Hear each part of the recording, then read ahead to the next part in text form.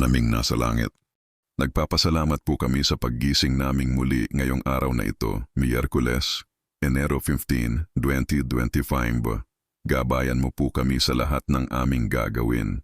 Bigyan mo po kami ng lakas at karunungan upang maharap ang anumang hamon na darating. Ilayo mo po kami sa kasamaan at gabayan ng aming mga yapak tungo sa tamang landas. Pagpalain mo po ang aming pamilya, mga kaibigan at lahat ng taong nakapaligid sa amin.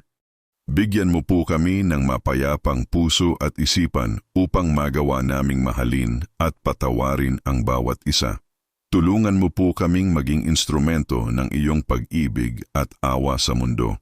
Lalo na po naming idinadalangin ang mga nasalanta ng sunog sa California. Bigyan mo po sila ng lakas at pag-asa sa gitna ng kanilang paghihirap. Ibigay mo po sa kanila ang kalinga at tulong ng mga mabubuting tao.